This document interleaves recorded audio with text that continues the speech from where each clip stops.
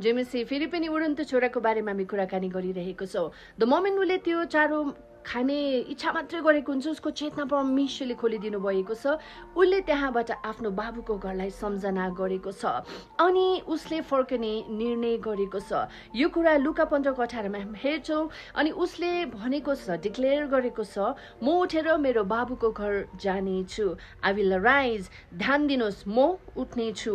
अनि पश्चाताप केवल दुःखी हुनु मात्र होइन, पश्चाताप भनेको दिशा परिवर्तन पनि गर्नु हो। टर्निङ अराउन्ड हुन्छ नि। ऊ गोठमा बसेर केवल मलाई दुःख लाग्यो भनेर बसिरहेन, ऊ उठ्यो अनि ऊ फर्कियो।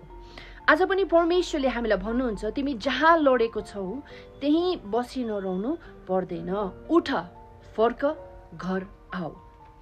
ही prepared to confess his sin हुन्छ नि। त्यो छोराले गल्ती गरेको छ अनि त्यो छोरा was ready, now I will confess my sin. म अब मैले गरेको गल्तीलाई स्वीकार्ने छु भनेर उसले डिसाइड गरेको छ। लुकाको 15:18-19 वचनमा यो कुरा रेकर्ड गरिएको छ। अनि उसले प्लान गरे, अब म यो भन्नेछु, पिता, one of the beautiful line हुन्छ नि मेन्सन इन द बाइबल, पिता, मैले स्वर्गको विरुद्ध तपाईँको विरुद्ध पाप गरेको छु भन्ने कुरा उसले कन्फेस गरेको छ। उसले कुनै प्रकारको एक्सक्युजेसहरू बनाएको छैन, न त उसले कुनै प्रकारको साथीहरूलाई दोष लगाएको छ। उसले भनेको छैन कि यो मेरो साथीले गर्दाखेरि चाहिँ मैले यो सब गरेको भन्ने पनि भनेको छैन। अनि उसले यो पनि भनेको छैन कि त्यहाँनिर चाहिँ अचानक फेमिन आएको कारणले गर्दा मेरो पैसा तुर्यो, बहानाहरू केही बनाएको छैन।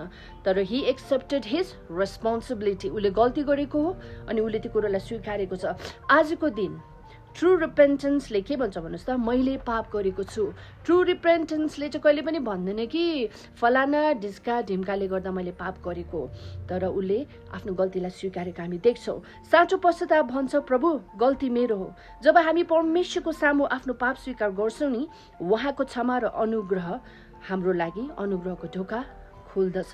That's why do not hesitate to accept your sin like उडन्त छोरा, get back to God. Amen.